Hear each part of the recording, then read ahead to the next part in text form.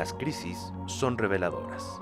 Exponen los grandes retos a los que nos enfrentamos como humanidad. Hoy vivimos un aumento de desigualdades, de incertidumbres, de cambios en las dinámicas sociales, económicas y políticas, que hacen que las sociedades estén en transformación. Es tiempo de repensar y actuar para que los diversos actores y sectores impulsen rutas y soluciones que generen un mundo donde prevalezca la justicia social y se ponga al centro la diversidad de las personas y colectividades. La economía social y solidaria es un modelo que permite ser protagonistas de nuestros propios procesos de bienestar, al construir un mundo en el que todos y todas tengamos un lugar sin importar nuestras diferencias. Les damos la bienvenida a la Plenaria 1. Construir y reconstruir una comunidad inclusiva, un espacio de diálogo por un mundo más verde e inclusivo.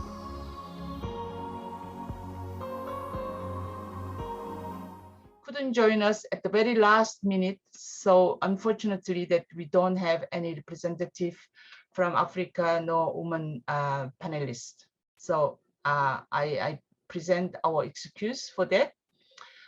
So now I would like to start the very first round of our section, and I will ask our panelists to answer to the following questions.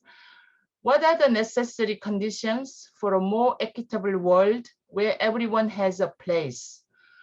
What is the role of the SSC, Social Solidarity Economy, in creating these conditions? How do we rebuild in a post-pandemic world? May I ask who will start to answer to these questions? You are not obliged to respond to all three questions. You can select one or two based on your experience and share your reflections and initiative developed by your organization or community.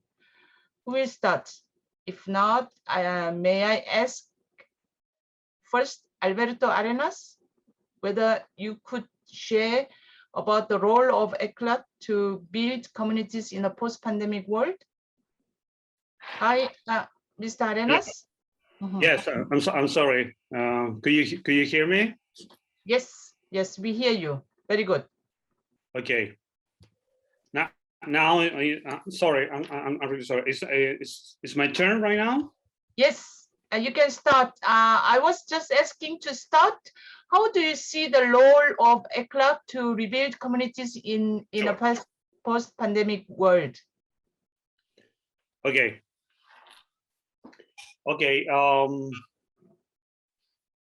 Hello to everyone. Well, I will speak in Spanish. Sure. Buenos días a todas y todos. Quisiera agradecer primero la invitación a esta sesión plenaria, en especial a la secretaria general de GISEF, Lawrence Ward, quien además, bueno, entiendo, digamos, estás, digamos, moderando, digamos, esta sesión. Al director general del Instituto Nacional de la Economía Social, INADES, de México, Juan Manuel Martínez Louvier, y por cierto a todos los panelistas en esta sesión. Quisiera comenzar destacando la situación que nos encontramos. En América Latina y el Caribe es la región de desarrollo más afectada por la pandemia. La región representa el 8,4% de la población mundial y sin embargo concentra aproximadamente el 30% de las muertes por COVID-19 en el mundo.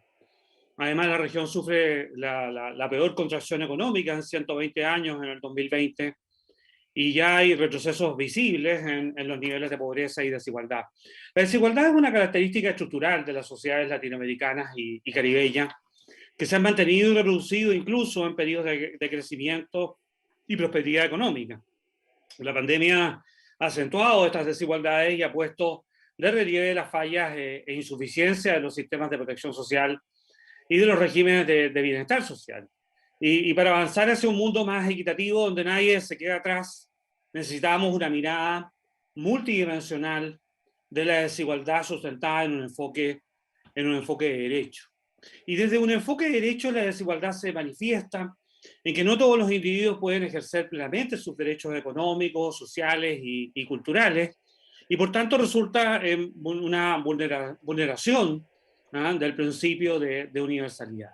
Y de esta manera, y desde un enfoque de derechos, en primera medida es necesario identificar la vulneración de derechos en los diferentes ámbitos, como en el acceso a los servicios básicos, la educación, la salud, al trabajo y a la protección social, entre otros, que deja a determinados grupos sociales excluidos de ciertos mínimos de bienestar. Y en segundo lugar, hacer exigirle acciones públicas para el avance progresivo en el cumplimiento de esto.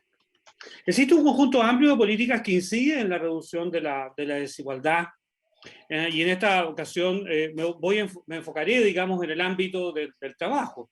Dicho esto, en América Latina la desigualdad socioeconómica está estrechamente vinculada a la matriz productiva de la región. Esta tiene una alta heterogeneidad estructural. Esto es, cerca de la mitad de los empleos se concentran en sectores de baja productividad y de bajo ingreso. Y de esta manera se puede afirmar que el mercado de trabajo y su institucionalidad son el espacio de conexión entre la heterogeneidad de la estructura productiva y las marcadas desigualdades de los ingresos de los hogares. Y en ese sentido, para transformar el mercado del trabajo en un espacio estructurador de una sociedad más igualitaria, la promoción del trabajo decente es fundamental. Y justamente la economía social y solidaria puede ofrecer ventajas importantes para las políticas sociales y laborales, puesto que permite adecuar la política a las preferencias y las necesidades de la ciudadanía, posibilita responder a la diversidad territorial y mantener unidas las comunidades y fortalecer los procesos de integración social y productiva. Y ante una situación excepcional como la pandemia y las demandas ciudadanas de una sociedad más igualitaria y con plena garantía de derechos, hay una oportunidad para desarrollar e implementar este cambio. Para aprovechar esa oportunidad requerimos de una recuperación transformadora que coloque en el centro la igualdad y la sostenibilidad, que avance en un cambio estructural progresivo, la expansión de la protección social y el avance hacia estados de bienestar como puntos de partida. Y de esta manera es importante plantear con urgencia la necesidad de un nuevo pacto social como instrumento político para una comunidad inclusiva y un cambio verdaderamente estructural. En tal sentido, es preciso recuperar la política como instrumento de cambio, como mecanismo para deliberar, disentir y acordar para generar bienes públicos y pactos duraderos. Sigo con atención el debate del panel y muchas gracias. Thank you very much, Alberto Arenas. Very interesting. I think this right-based approach to address inequality, which is so rampant in the region. I think that we can go probably further during the second round of discussions. I would like to now invite Mr. Shigeru Tanaka, who is representing Intercontinental Network of Social Solidarity Economy Actors. Shigeru, what is the role of the social solidarity economy and RIPES in creating conditions for a more equitable world where everyone has a place? Shigeru, you have the floor. Hi, yes, thank you, Laurence. And thank you very much, everyone. My name is Shigeru Tanaka. I'm based in Tokyo, and I represent RIPES, the network of SSA actors, and we consider ourselves to be the only network that represents the grassroots from all continents. And today I'd like to share some insights from the grassroots. And one of the aspects that I'd like to share here is the issue of food security and food sovereignty. So overall, developing societies spend much more of their disposable income on food, in part because they do not have control over their price. Because food is a necessity, people will pay all the way up to whatever they can possibly afford, and in many cases beyond what they can actually afford by sacrificing other basic needs. The system where the people lack control over their food production and prices is reducing the well-being of billions of people and creates as well as exacerbates inequalities. SSE initiatives where producers and consumers are co-equal owners and decision makers can strengthen food sovereignty and food security and is a step in changing such dynamics. And this is where SSE and RIPES can play a role. This is held true in the COVID response as well. Globalized food supply chains were either disrupted due to the situations or have forced vulnerable workers who had no choice to stay home to take the brunt of the risk of infection. And when certain goods became scarce, it was those with political or economic power that secured their supplies. And this is true at a macro scale, as my previous speaker has mentioned, and also at a micro scale as well within the communities. Those with the means to travel, the mobility, and the privilege to take a paid leave can shop around for goods, while those with scarce resources have to rely on a single vendor and wait for long hours in line. This may seem like a minute hassle to some people, but the communities that we are talking about are communities where they have to make a trade-off between waiting in line or to buy today's necessities versus going to work to earn the income for tomorrow. And for these communities, that means one hungry day for a child in certain cases, and one hungry day is one lost opportunity to learn vigorously, and the impact snowballs before you know it. So food security is a massive issue that can exacerbate inequalities. And by gaining more control over supply chains, especially for necessities like food, through the co-ownership of enterprises and with shorter supply chains, people are better able to navigate, especially in times of crisis. And this will be more important as we face more and more climate-related disasters in the coming century. And in a bigger picture, neoliberal market-based thinking flourished in the last century under the superficial argument that pure markets don't discriminate based on gender, skin color, religion, or ethnicities, but they actually do, and we have learned it the hard way. They do because it discriminates on the size of our wallets or the perceived size of our wallets. And when specific genders, skin colors, and religions are perceived to hold less resources and fortunes, the system discriminates viciously, creating further inequalities. And SSE systems that rely on democratic decision-making changes that political power structure. It takes the size of the wallet out of the equation and treats people as equally powerful members.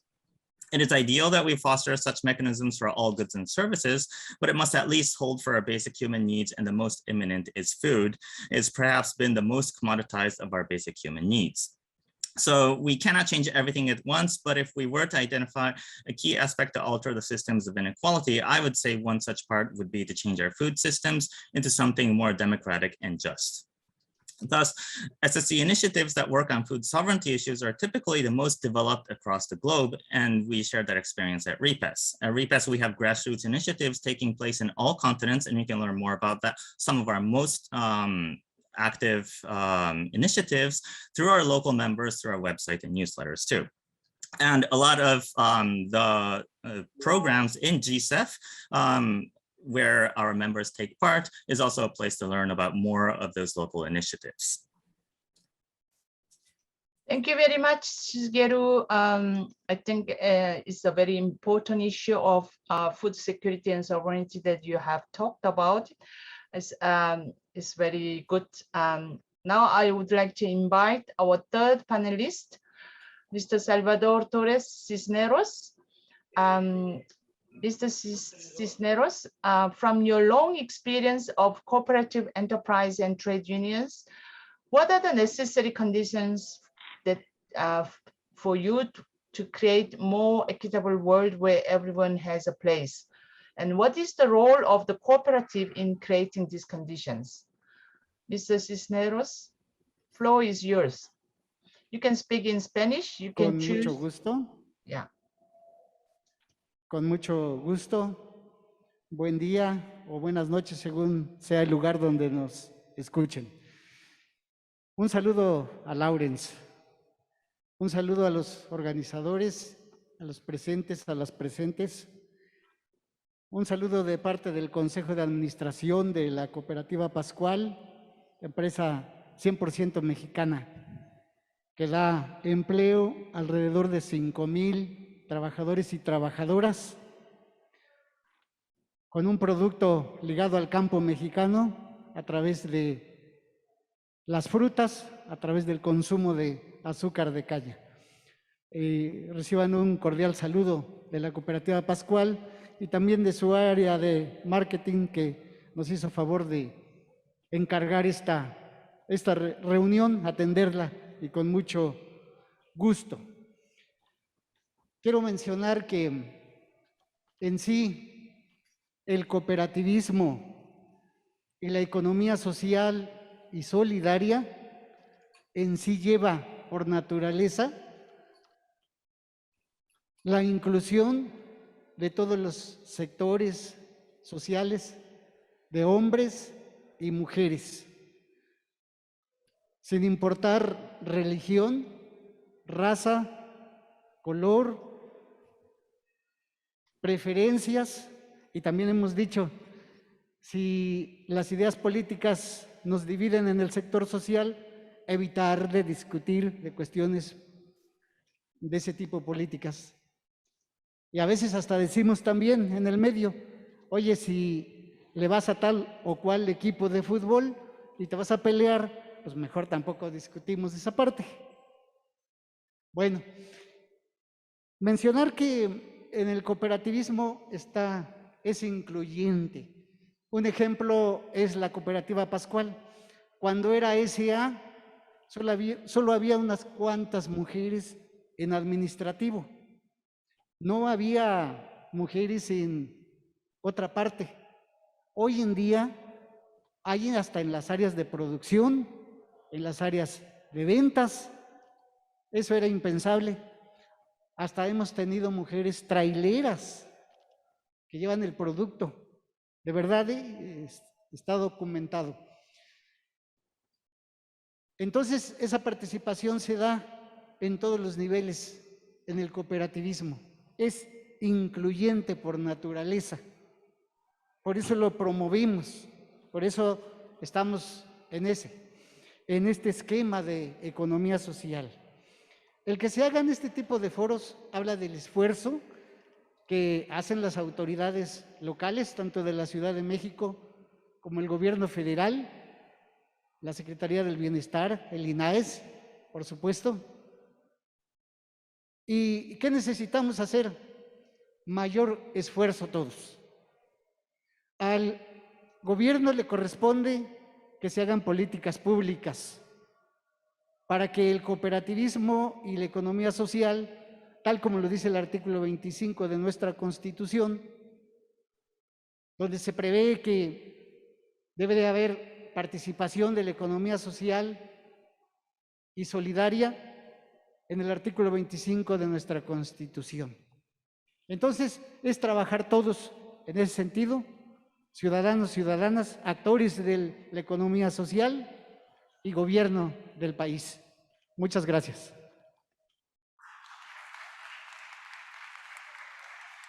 Thank you very much, Mr. Salvador Torres Cisneros. I think your question, what next, I think is very important from your experience of cooperative, and especially about the role of government. I think we can bring that into the second round of dialogue and discussion. Let me now invite our last panelist, Alberto Murillo Chan. From your perspective of Mayan people of the municipality of Sanakat, Yucatan, as well as Uichirum, I'm not sure whether I'm pronouncing correctly, but organization of young indigenous people, what do you think are the necessary conditions for more equitable world where everyone has a place, especially for the indigenous communities? How do you see that we can rebuild a more inclusive society in a post-pandemic world? Alberto, the floor is yours. Hola, buenos días. Okay. Muchas gracias a los organizadores por la invitación a participar en este foro y por tener estas visiones desde diferentes espacios. Justamente espero que sea el aporte desde esta parte más local. Miren, los pueblos indígenas y las comunidades locales protegemos, de acuerdo a los estudios más recientes, más del 80% de la biodiversidad en aproximadamente 22% de la superficie terrestre, es decir, en mucho menos territorio la biodiversidad está garantizada con las acciones, no solo de conservación, sino de manejo. Mucha de esta realidad no es compartida en las zonas urbanas, no es compartida en los diferentes espacios, y en estos espacios más urbanos, más por decirlo de alguna manera, desarrollados, no sabemos que nuestra alimentación, que el aire limpio, que el agua viene justamente de estos territorios. Creo que la pandemia nos vino a llamar la atención poderosamente. Creo que muchas de las previsiones que habían hecho los científicos, como el panel intergubernamental de cambio climático o el IPBES, que es el órgano de científicos del Convenio de Diversidad Biológica, nos habían advertido mucho de esto, de estas situaciones que podrían causar la pérdida de la biodiversidad. La pandemia nos vino a decir que ya no son previsiones, ya nos alcanzó estos efectos de la pérdida de biodiversidad y los efectos del cambio climático. Entonces, me parece que un mundo post-pandemia tiene que pensarse desde los territorios de pueblos indígenas y comunidades locales, tiene que pensarse con economías totalmente diferentes. A nosotros nos preocupa que mucha de la economía está buscando reactivarse como si nada hubiera pasado. Estamos buscando recuperar las mismas acciones antes de la pandemia. Si esto sigue así, en realidad no estamos aprendiendo la lección.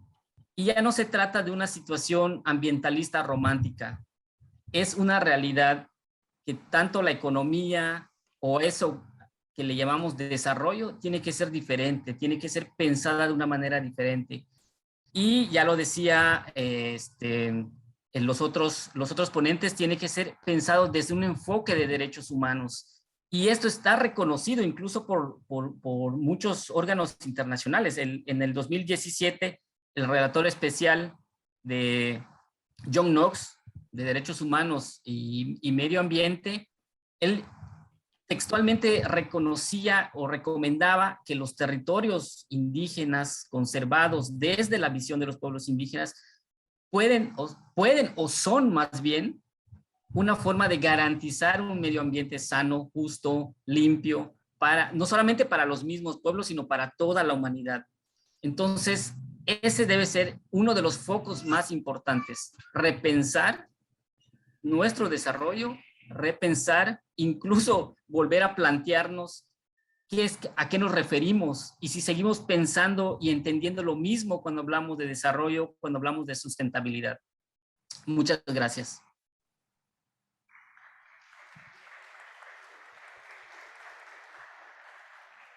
Thank you very much, Alberto. It's great that actually we have identified few key issues that we have to work as a strategist from this first round of dialogue. I think Alberto Arenas shared his suggestion that right-based approach is very important to fight against inequalities in the region, which is so badly affected, and especially the question of employment and job in the productive structure, which is a key sector actually to transform the reality to promote a decent job. Shigeru Tanaka talked a lot about the food security and sovereignty as a key issue and strategy if we would like to control very basic necessities by people and communities. Salvador Torres Cisneros talked about a very concrete experience of Cooperative Pascal, saying that actually cooperative is a very important strategy to build more inclusive and equal society, sharing about very concrete examples of how they actually have promoted a very inclusive production mechanism of food, but also gender equality and participation in the cooperative. I think he also raised an important question about what next, and especially in relation to the role of government. Alberto also brought a very, very important issue of, especially from the perspective of indigenous community, about the importance of biodiversity to protect, but not as an ecological preservation, but from day-to-day experience of ourselves and of local community. And since I think that pandemic has made us much more aware about the potential warning and risk of climate change. So I think actually this first round has brought very important issues and challenges that we have to work with, some suggestions for the strategies to work in the post-pandemic world if we would like to build and rebuild our communities more inclusive and equitable. Before we move to the second round of this dialogue, I remind you all, the physical and virtual attendees, to also answer to the guiding questions using the chat box, and also place your questions to the panelists who will respond to your questions during the Q&A time after the second round of dialogue and discussion. So I propose now that we move to the second round of discussions with the questions that I would like to ask you to respond. What should be the actions or strategies of individuals, governments, groups, and societies and countries to achieve a better and more inclusive world? What key actions should be promoted from the local level? I think I will give first the floor to Alberto Arenas, as he's working much more with governments and also at the more regional and continental level. I think you can share about what should be the actions and strategy of governments as well as countries to achieve a better and more inclusive world. And what is key actions of ECLAC-CEPAL to promote this from the local level? Alberto, floor is yours. Muchas gracias, Lawrence.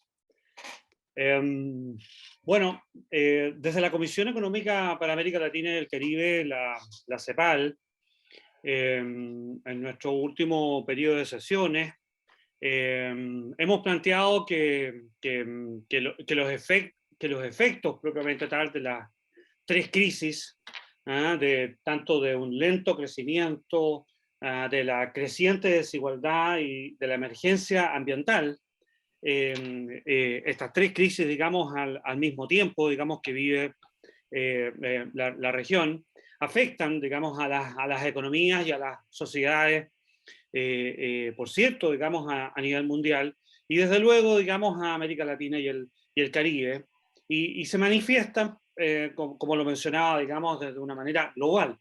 Y las formas que asumen las estrategias para enfrentarlas son básicamente, como planteado, digamos, tiene que ver con estrategias macro, globales, y de los países y de los gobiernos, pero también, como decía la pregunta, que acciones claves pueden impulsarse desde el nivel local, básicamente, digamos, con frecuencia, parte de estas tienen que ver con una mirada, digamos, local.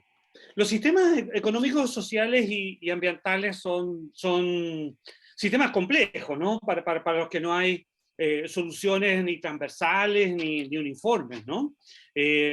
Acá, digamos, la diversidad debe ser considerada, y en ese contexto, digamos, se requiere considerar que básicamente, digamos, esos distintos tipos de soluciones, cuando se lleven a la práctica, hay que interiorizarse no solamente, digamos, de los países, sino de esas realidades, digamos, locales.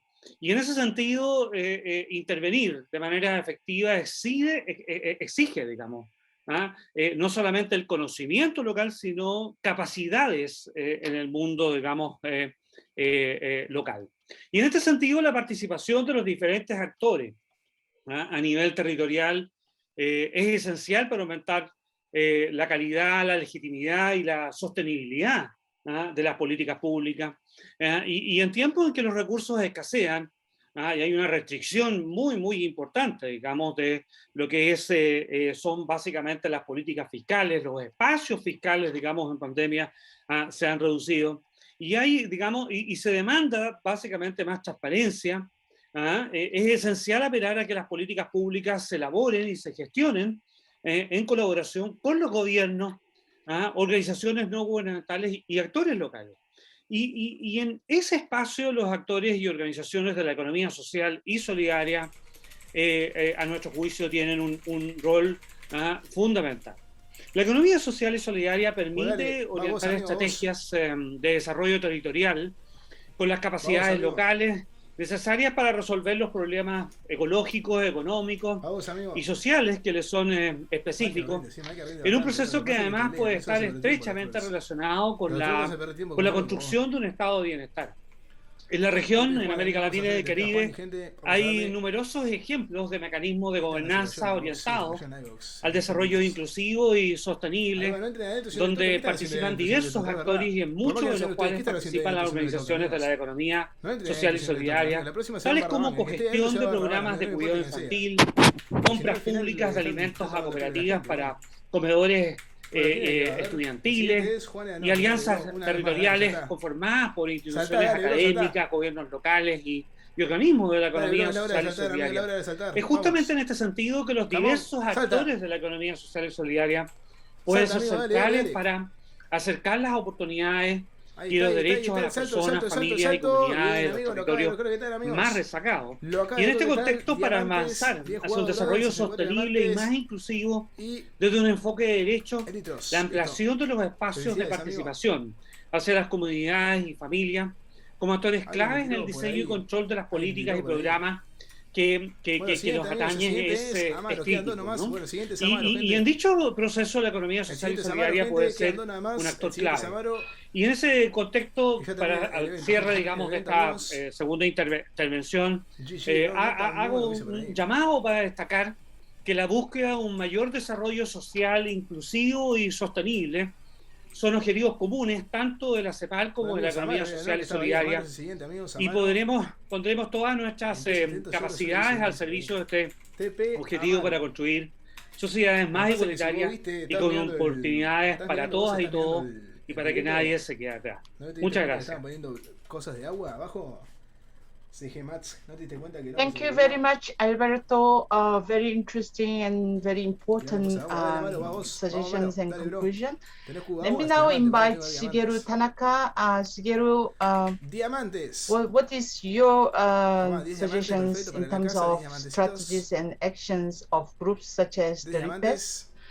And what should be the key actions that needs to be promoted from the local level?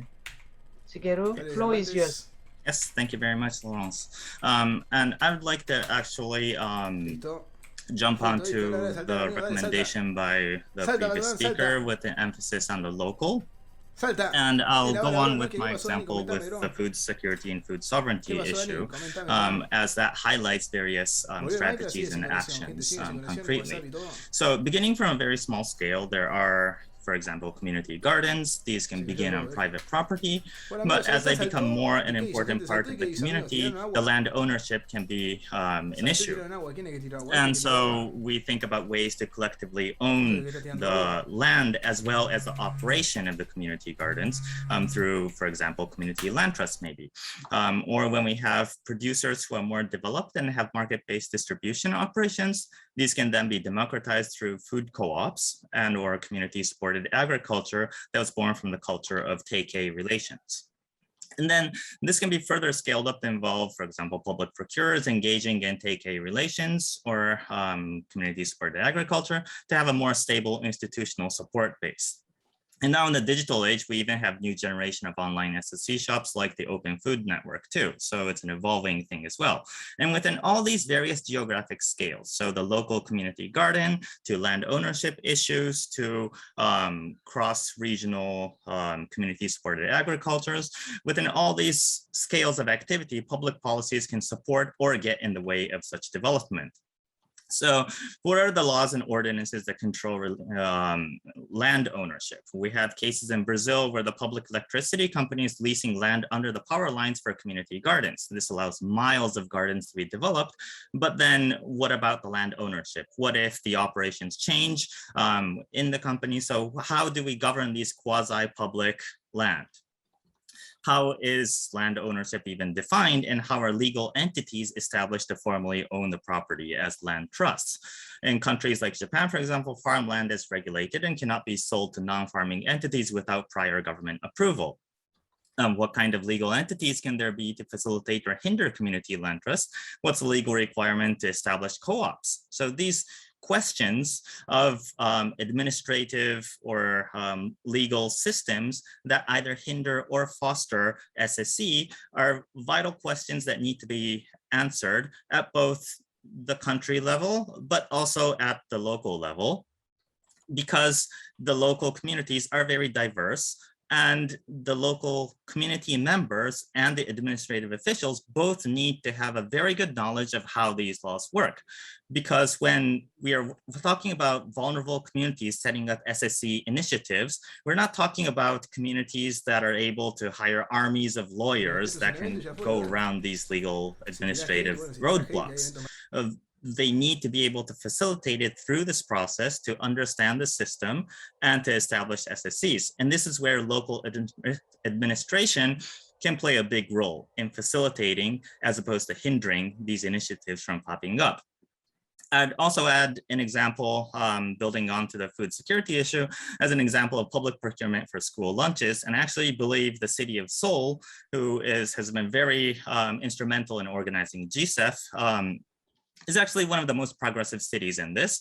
And they have very elaborate systems of buying local and offering school lunches with cooperation of co-ops in the region.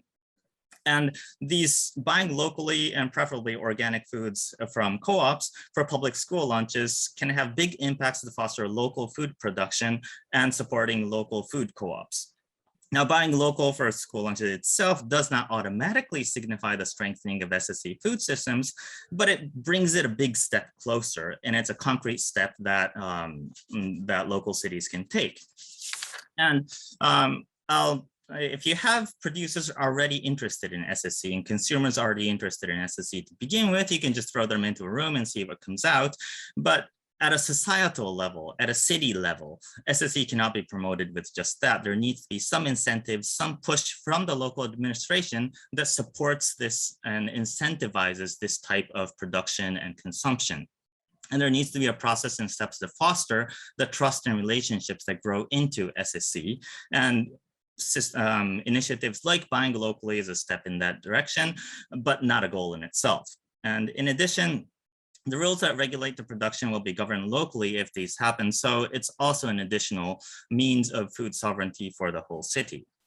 And in the end, I'll just add that food is a good place to start for local governments because the groundwork of many grassroots initiatives are already present in most places. As I said before, SSC and opportunities for local governments to reduce inequalities through these existing initiatives regarding food sovereignty is already there because it's the most developed form of SSC in many places. It's not the only one, and there's also inclusive employment, housing, energy, health, finance, and many other sectors.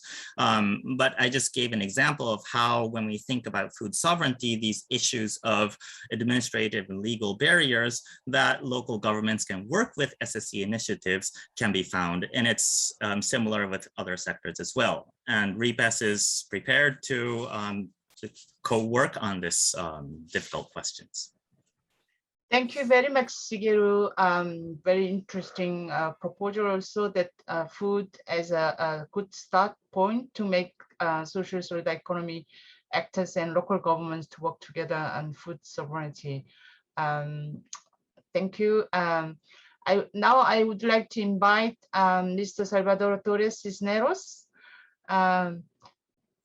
Cisneros, what is your suggestion that actions and strategies that groups like Cooperative de Pascual should propose actually to achieve a better and more inclusive world? what key actions that actually your cooperative is promoting from the cooperative perspective.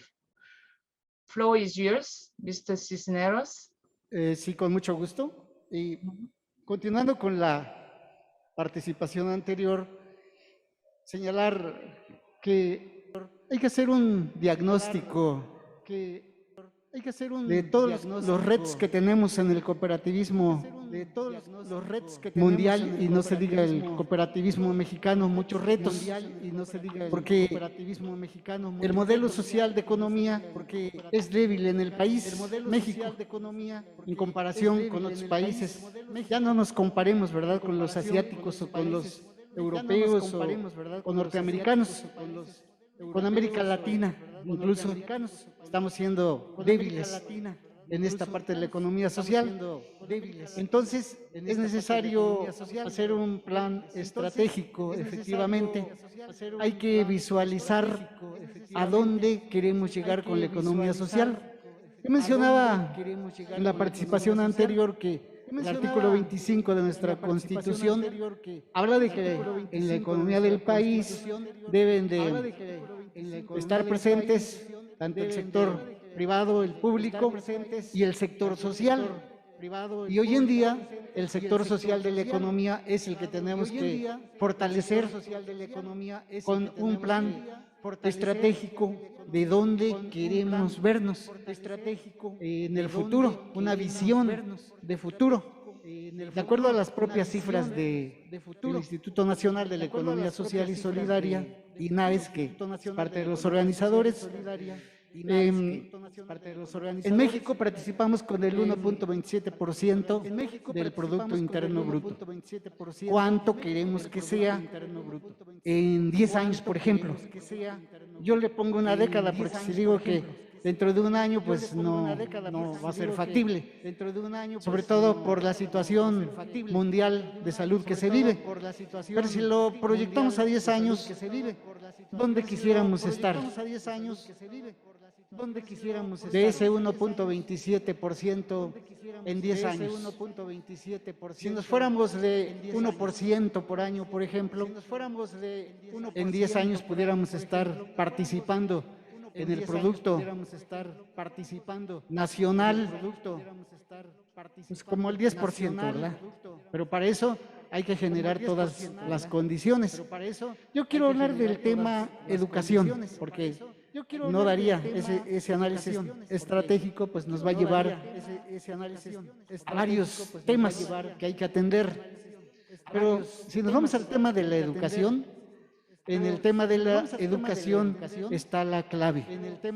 Los pioneros de Rochdale, y seguramente cada país tiene sus pioneros, pero los pioneros de Rochdale dijeron que la educación es la clave de oro dentro del cooperativismo. Ya sabemos, los pioneros de Rochdale fueron los tejedores ingleses que se habían quedado sin trabajo. Hicieron la primer cooperativa del tipo moderno en 1844, y hoy en día, pues, de acuerdo a los datos que tenemos, todavía existe.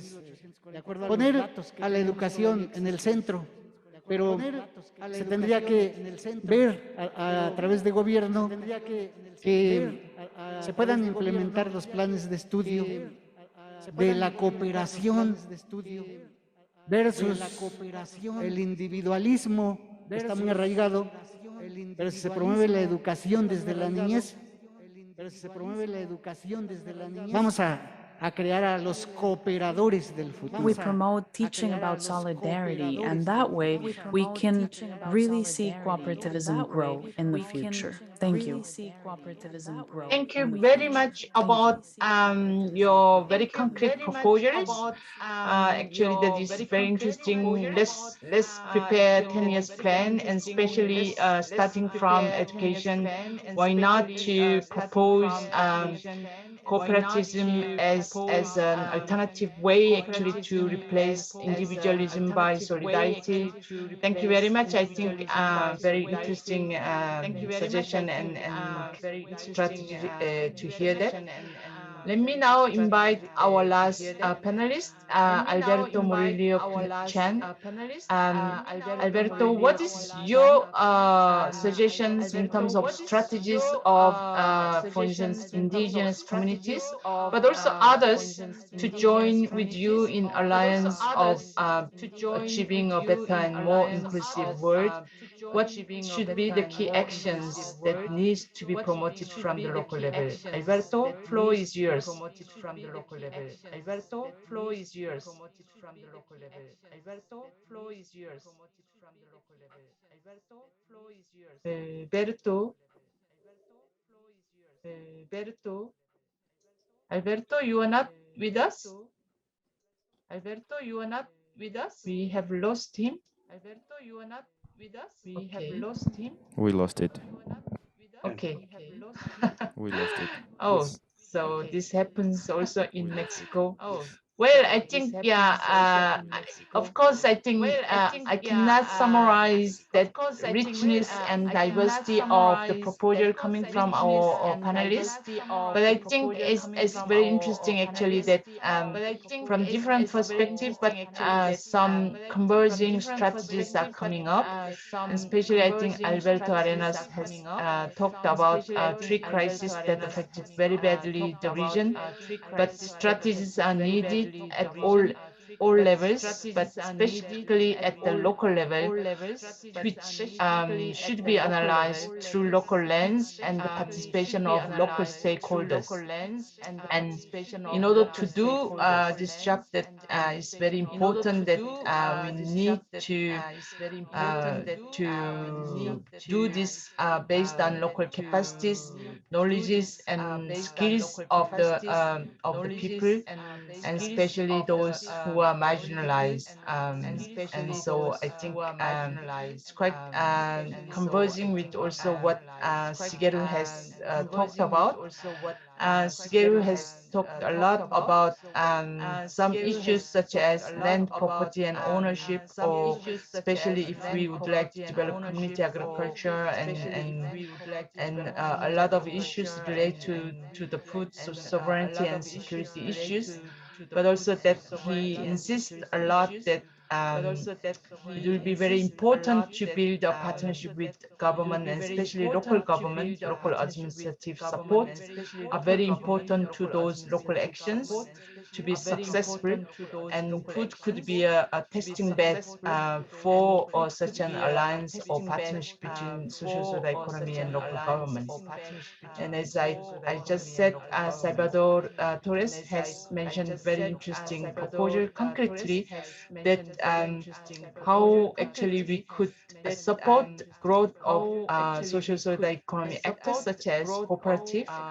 Even though cooperative is important in Mexico, and still social economy sector is very weak compared to other Latin American or other countries. So he's proposing let's work 10-year strategic plan, and also to decide one sector which is so fundamentally important in terms of education and formation, and the values and the very important principle of cooperative, which is the solidarity. So we could probably build a more inclusive and sustainable society based on those kind of teachings instead of individualism. So I think that very interesting and very converging strategies and actions are proposed by our panelists. We will move to the questions and answer time, but I remind you all physical and virtual attendees to also answer to the guiding questions, as well as to place your questions to the panelists. I haven't seen much of questions are coming from our attendees. from, I don't know whether admin team of INAIS have received any questions. We're going to have the presential questions. Lawrence, please. Bien, say comentar that. que aquí hay Yeah, please preguntas go ahead. presenciales. So, yeah, let's get some questions from the Voy a llevarle el presenter. micrófono, señor, si me permite. Yes, let me bring the microphone to our participants. Okay, great. Thank you. Thank you very much. I'm Félix Juan de Dios Cadenas from Fundación Latinoamericana del Saber y Economía Solidaria.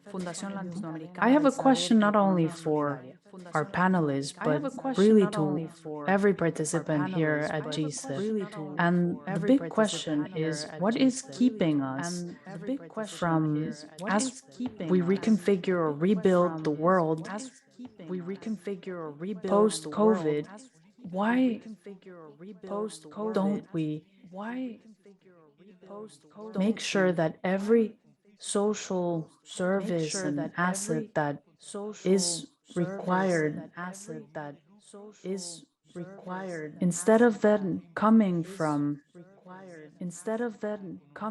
business-centered proposals, they should come from social and solidarity economy. So all those services and goods for society as a whole, instead of maybe going through outsourcing and other business models that really benefit only a few, why don't we start promoting on a larger scale social economy solutions?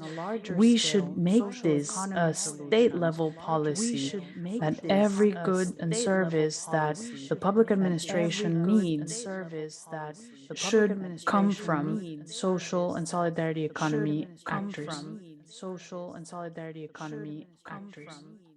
Thank you very much for your question. Very ambitious, very interesting question.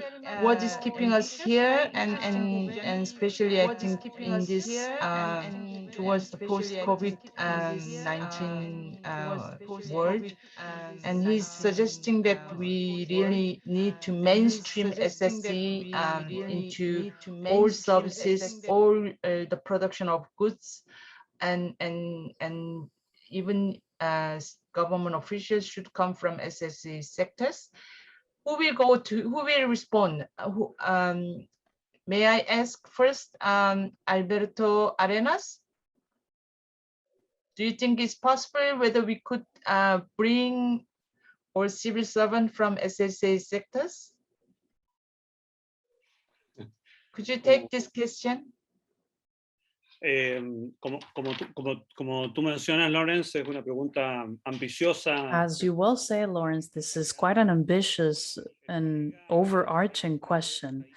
I see that Albert Chan is back, by the way, in case you haven't seen him. I know that he was knocked off Zoom, but he's back now. So I don't know if you also would like to give him the floor, or maybe after I speak, I wanted to give you that opportunity. I would suggest if you could reply to the question from the presidential group of people in Mexico, and then I will invite Alberto.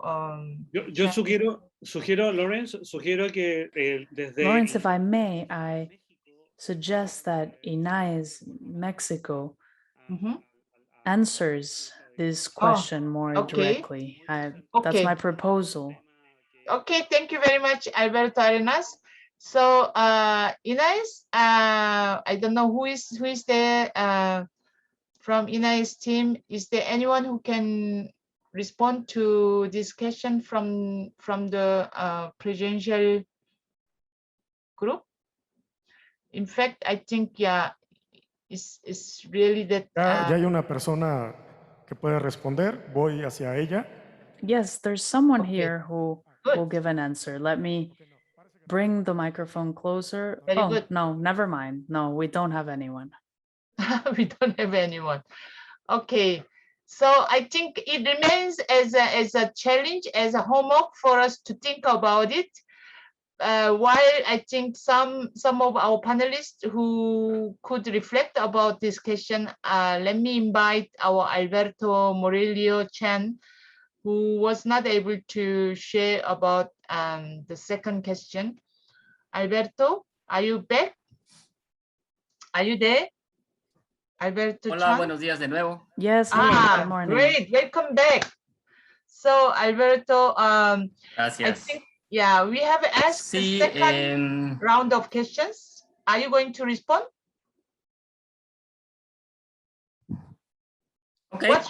What should be the actions and strategies of your groups or communities of indigenous communities to achieve a better and more inclusive world?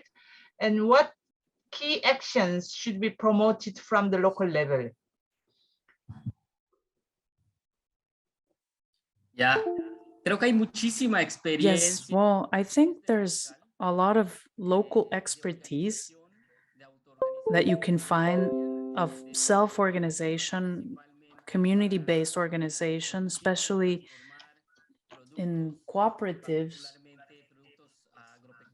who have transformed specifically agricultural or agropecuarian products such as honey here in Mexico and a variety of other products. But for that, there needs to be organization schemes where the values of cooperativism are upheld, where the value of local communities is upheld as well. So it's not only about going back and giving importance to the values of our local communities, our indigenous communities, but also other values such as collective work, cooperation, partnerships, which can be generated at every level, international, country level, locally.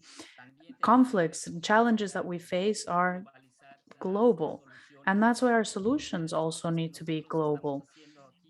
Something that we are doing here in southern Mexico as an indigenous community is promote food sovereignty and local biodiversity. And we're partnering with other organizations, including networks of indigenous communities. There is a global network of indigenous communities where we can join forces. And I think this is a good strategy. What we're doing also within indigenous communities is also reflect on the commitment that we should have, but also that the authorities should have. And it's not about being in conflict with the authorities or with governments. We need to see other stakeholders as part of the same team. We need to find ways to collaborate better. And I think that the work that we're doing locally are always limited to a certain extent. They cannot be scaled up if we don't have this partnership with other actors. So there are other things such as improving infrastructure and making sure that it adapts well to climate change.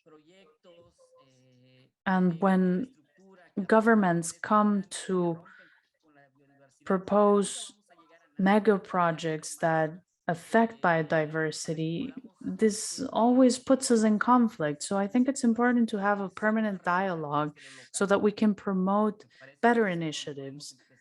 So I think that's a good place to start, to establish a dialogue, a partnership. Thank you very much, Alberto. I think it's very important point that you have highlighted. So actually that there are a lot of local expertise in several areas, especially I think among the indigenous communities, where you made success stories, but still that there is need of improving local mechanisms, infrastructures, but also value-based collective organization and mechanisms. And that you have set to make these local actions more strategic and successful. Also that we need a strategy and actions at the global level as challenges are global. And also there is a need to build a partnership with other stakeholders such as the government especially to scale up of those local actions. I think very interesting and important suggestions that you have made. So I think we have heard also from Alberto Chan about his suggestions. Now I would like to go back to the public and especially those who are gathered in Mexico presently, especially in terms of the questions that they would like to address to the panelists. There's an interesting proposal that was made earlier, the ambitious question. I would like to back that up, of course. I mean, this question is for the authorities. Is it possible to mainstream social and solidarity economy? Why not get your supply from services and products coming from social and solidarity economy initiatives? Now, here in Mexico, we see a lot of discussions in the government of budget, and perhaps something could be included in the budget to promote support to local producers, for instance, who have a hard time getting access to financial resources. Many supports were lost in the past, not with the current government, but with previous administrations. Support was not being given to cooperativism, especially when it comes to financial help.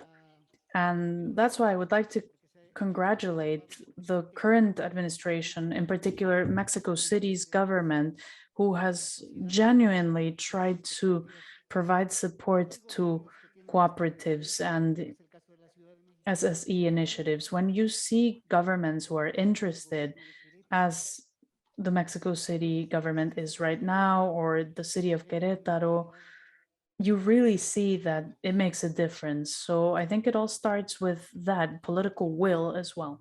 Thank you. That's all that I would say for now. Thank you very much. Let's go back to the floor to get other questions. Thank you very much, Mr. Cisneros. Sí, tenemos 3 preguntas más. Yes, we have 3 more Okay. questions.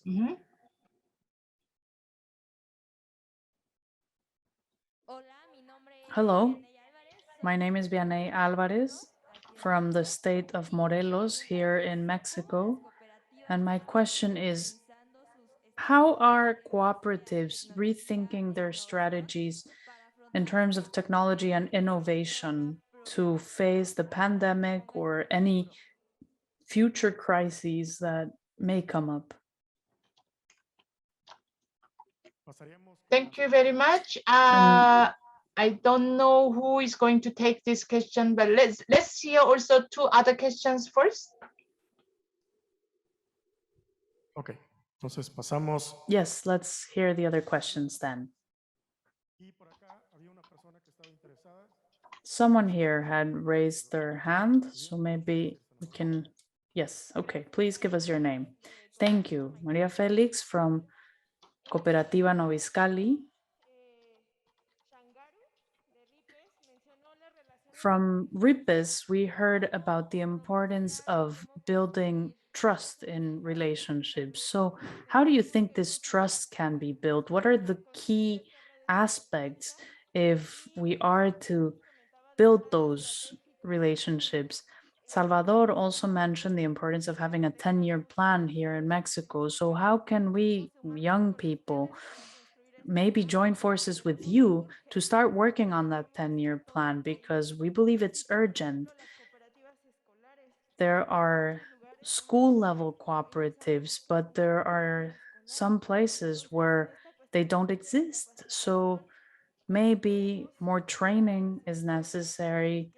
How can we extend our reach maybe to more schools so that this can have an impact on the future of our children even?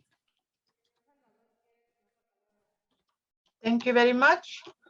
The last question, maybe? Sí, vamos con la siguiente pregunta. Yes, let's move directly to the last question. Well, yeah, more than a question, it's a comment. I'm Lorena Rubio. I'm part of the Economic Development Ministry of Mexico City. And I wanted to address some points that have been raised. The Mexico City government has implemented a plan through the Employment Ministry to promote the creation of cooperatives by means of a subsidy. So if there are groups out there who are interested in creating a cooperative, you can have access to support from this program. There's another program that offers economic support to cooperatives that already exist so that they can grow. So we can also offer a subsidy to them so that they can continue to grow and become stronger. We have heard a lot about the importance of cooperatives formally being created, and that's what the government is now promoting. And it's something that we can do by bringing notaries close to those people interested in creating a cooperative. There's a third program that the Economic Development Ministry offers, which is funding. And this funding is also accessible to our cooperatives. So as you can see, the government in Mexico City has created 3 programs specifically to support cooperatives. Thank you. Thank you Do very we much. still have time for the last question? Thank you very much for all those questions. Are we going to take the last question? Sí, a ver, entonces vamos con la última pregunta. Okay, so let's take the last question. Thank you. Okay, my name is Rodrigo Merlevi. Thank you. Good morning. We are part of an association with people with disabilities. You have spoken about rights, and I think that there is a problem regarding rights because we cannot talk about them in general.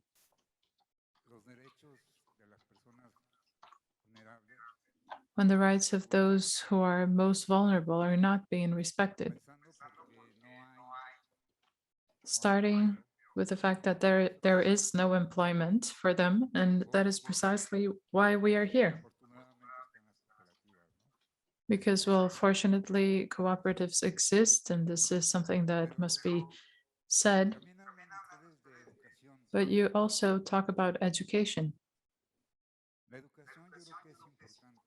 I believe that education is important, but there is a very severe problem regarding education because here in Mexico, oftentimes at forums, it is suggested that since elementary school, primary school, Mexican Sign Language is taught.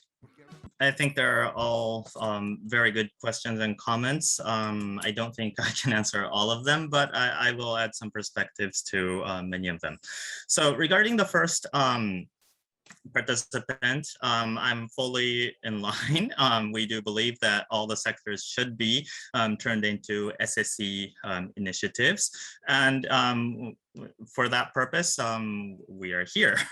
And I think it's not necessarily ambitious. It may seem ambitious right now, but I think that is the way to go, and that is where we are headed. And I'm going to go into the second person. I think legislation has very many roles to attract investments.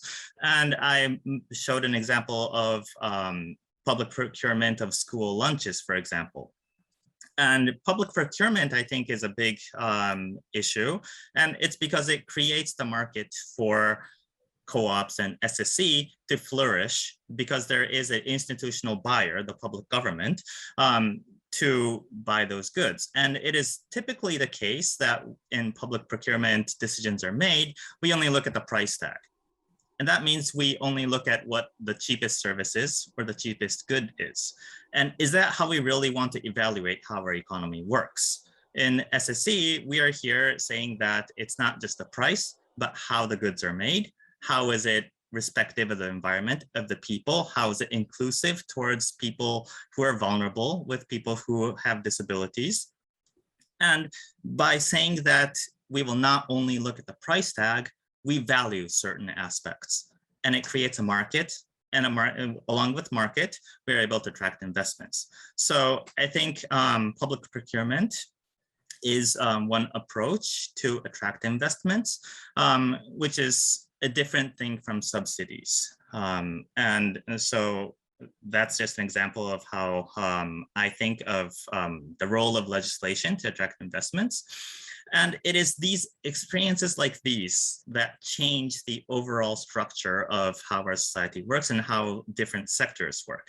So if we look at the public procurement of food for school lunches, then it raises the question, what do we value when we buy things?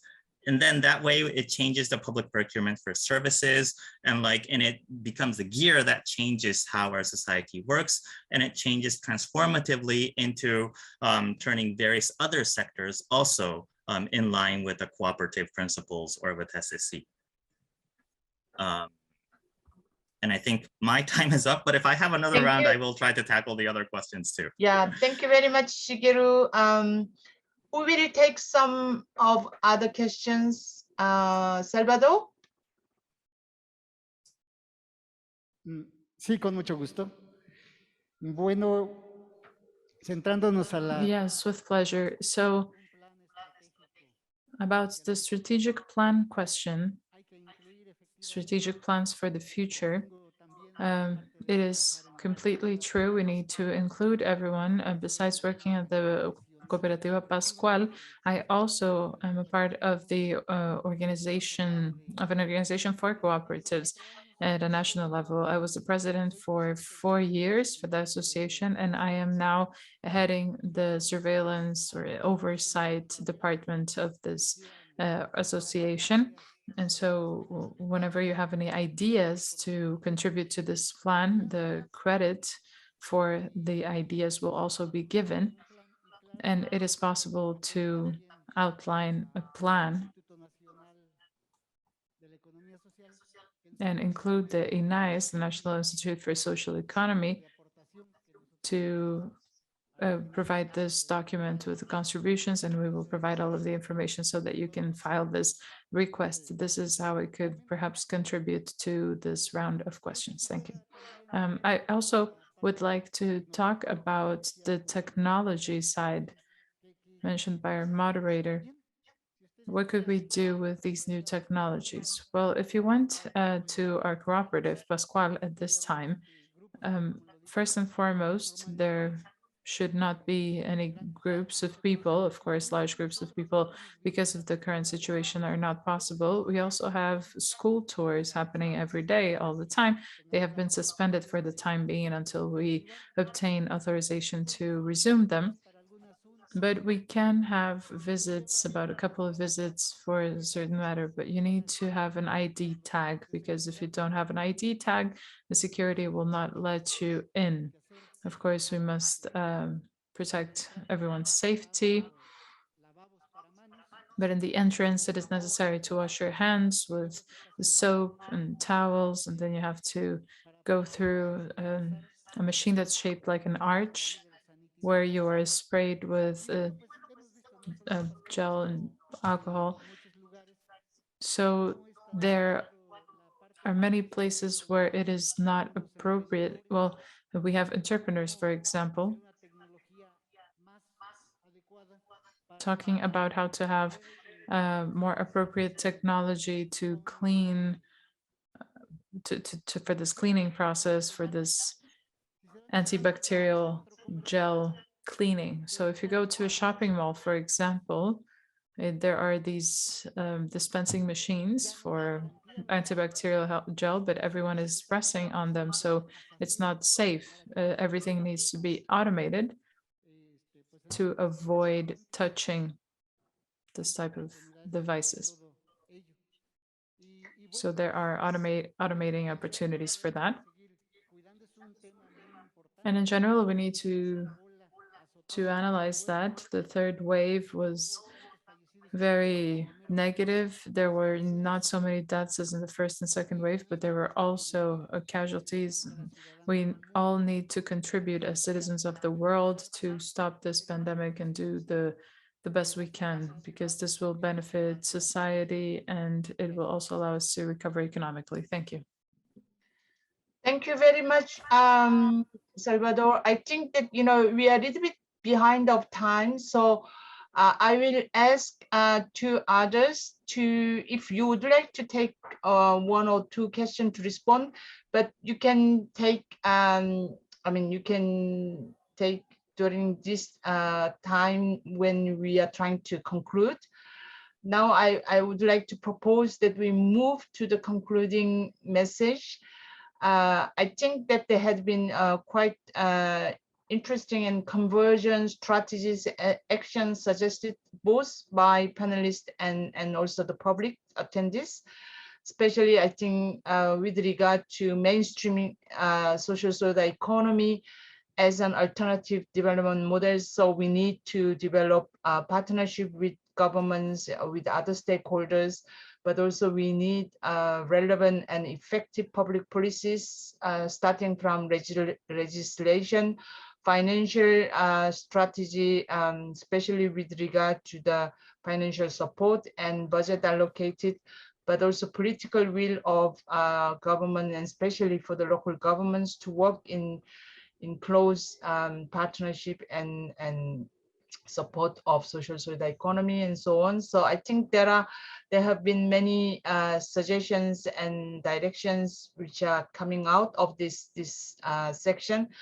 But very interesting also that for the cooperative movement itself, you would need a 10-year strategic plan and with concrete goals and objectives that you would like to work either on education or technology issues, value-oriented local actions to globalize and so on. So I try to now invite all our panelists to just make your concluding message, especially that key and strong message that you would like to propose to all attendees to take it back, and which will serve for the continuous reflection and discussions in terms of how we could strategize to mainstream social economy or to better promote social economy. So who will start? Can I ask Alberto Arenas? I think let's go to the same order. Alberto Arenas, can you give us your concluding message? Sí, por supuesto. Muchas gracias, Lawrence. Yes, of course, I'd be happy to. Thank you, Lawrence. So let me give you my conclusion and maybe try to address some of the last few concerns that were raised. But before that, I would like to say thank you once again to INAES and to the Global Social Economy Forum, GSEF, for this participation, for this invitation to participate in this panel. It has been a pleasure to hear about a diversity of topics, all of which exist in the world of social and solidarity economy. ECLAC has a commitment to continue supporting all the countries in the region throughout their diagnosis and proposals to overcome the pandemic and to find a transformative path that is more inclusive. And that implies really focusing on sustainability, equality, and I think the most important part is transforming the state. We cannot continue doing the same things we were doing before the pandemic now. in the post-pandemic. That really is not the way to go. So when I talk about transforming the state, maybe that implies restructuring all social systems, education, healthcare, and finding new relationships between the state and the social and solidarity economy, as one of the participants raised. Why not? Why not have a closer relationship with social and solidarity economy that would really help us come closer to welfare states? The pandemic needs to be seen as an opportunity. Now, in the middle of this crisis, we need to promote social covenants with new fiscal covenants as well.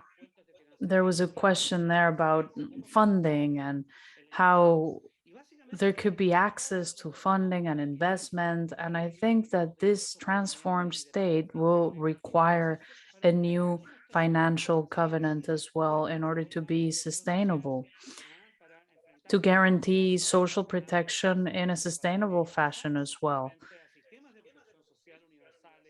We need to promote universal, integral social programs that will be resilient in the future. So we are at an opportunity to reform the state and to question our development model. This development model needs to promote social and solidarity economy. We need to find economic models that are fairer, that have more inclusion. So I'd like to invite you to the 4th regional forum that we will be organizing in ECLAC together with the government of Antigua and Barbuda and the UNDP. This will be held between October 16 and 21st, 2021. And that will be attended by social authorities of the region. We will be discussing many of the topics that we have discussed this morning or evening, depending on where you are, of course.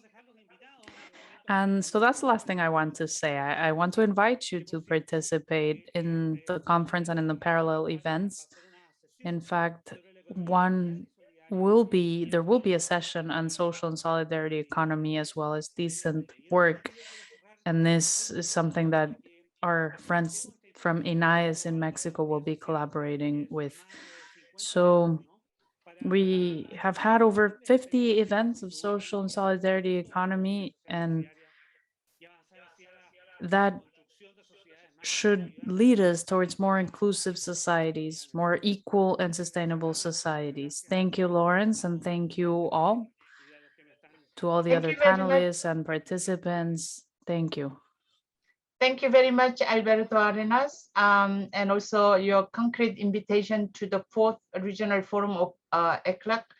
I think you could probably promote to mainstream more of social solidarity economy at this regional forum. Thank you very much, Alberto, once again for your participation and your concluding message. So Shigeru, what is going to be your concluding message? Yes, thank you very much, everyone, for making this happen. I would just like to say that there is nothing ambitious about transforming our society based on SSE. We only think it's ambitious because it's a hard battle to fight. And I would just like to say, what is wrong with being the Don Quixote here? What is wrong with fighting, being the one person who is laughed at by many people as fighting the impossible battle against the windmill? That Spanish story moves a lot of people because there's something in us that we feel, we respect that courage. We respect that will to fight the big battle. And the only reason Don Quixote ends it as a comedy is because he does that alone. And if we are all banded together, local governments, grassroots activists, co-ops, vulnerable communities, indigenous communities, those with the disabled, the women's groups, if we all band together, then it doesn't become a comedy. It just becomes the common sense approach to transforming the society. And I think the people who have gathered to GCEF is a big step forward in that. And we don't want to say it's ambitious to turn everything into SSC. We think that is the approach, and that is the only approach that allows a sustainable planet and a sustainable society to exist. Thank you. Thank you, Shigeru. I would like to invite now Salvador Torres. Just make very concise Pues and la brief primera conclusions. conclusión es dar las Yes, the gracias. first conclusion is just a thank you. Thank you to everyone, to Paola, to Luis, who have been here with me, helping me. And I hope to have met your expectations. So thank you for having me. Thank you very much, Salvador, for your presence and for your very active contribution also. Let me invite now Alberto Chan. What is your concluding message, Alberto? Hola, de nuevo. Hello again. Thank you. Thank you very much for the invitation. Thank you to all our listeners. I want to wrap up my participation saying that when we talk about inclusion and when we do the work that we do, we have to be very careful when using phrases like we need to create jobs or we need to find food, because when we create precarious jobs, that only makes the problem worse. And this is happening in the so-called recovery after the pandemic. The government is investing in infrastructure that is useless to us as indigenous communities, that yes, creates jobs, but with bad conditions. And what we need is more autonomy. So that's one thing. I would also like to invite all civil society organizations out there. Someone was asking earlier about investment and funding. I think that as civil society, we have to start by occupying all the spaces available, including spaces of international forums where decisions are made about investment in our territories.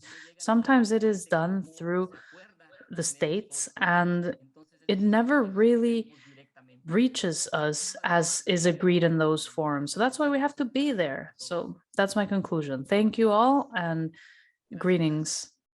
Thank you very much, Alberto. I think I have absolutely no time left for me to comment or to conclude, but my concluding message is also thank you very much to all panelists for their very active, constructive and interesting contributions and suggestions on how to promote concrete actions and strategies to build and to rebuild better our communities to be more inclusive. I also thank all the participants for your presence, active contribution, and your questions and reflections shared. As you all know that all the diverse and interesting topics that we have started to discuss and reflect together is not over, that this forum will continue every day till October 8th. So please bring those reflections for the coming days at workshops, self-organized sections, as well as for the next plenary sections. And I think we will be able to build a collective wisdom and collective knowledge to make us stronger and also to be able to confront those challenges together. So thank you very much. Hope to see you all tomorrow. Thank you. Bye-bye. Thank you also to the interpreters and to the INAES admin teams and all those people who are gathered in Mexico for the presidential meeting. And excellent. Thank you very much. It was very nice to meet you all.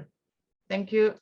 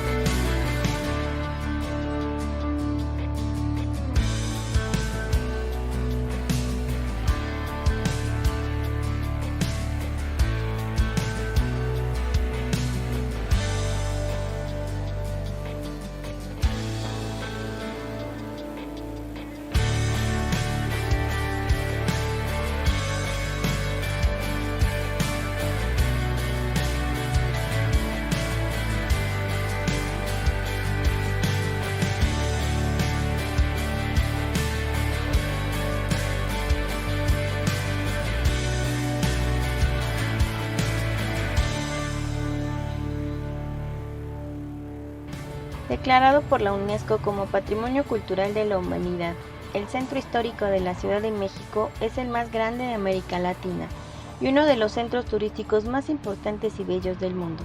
Cuenta con cerca de 1.500 edificios entre templos, museos, hoteles, tiendas, galerías, teatros y centros culturales. Podemos encontrar los vestigios de la antigua Ciudad de México Tenochtitlan, siendo representativo el recinto ceremonial del Templo Mayor. A un costado apreciaremos el Zócalo o Plaza de la Constitución, siendo el corazón de la ciudad. Hoy en día es el punto de encuentro de miles de personas y lugar de eventos como la celebración del Grito de Independencia, encabezado por el presidente de la República cada 15 de septiembre. El Zócalo se encuentra rodeado por la majestuosa Catedral Metropolitana, el Palacio Nacional, el antiguo Palacio del Ayuntamiento y el edificio gemelo o edificio de gobierno. Aunado a esto, históricamente las ciudades crecieron en torno a los mercados.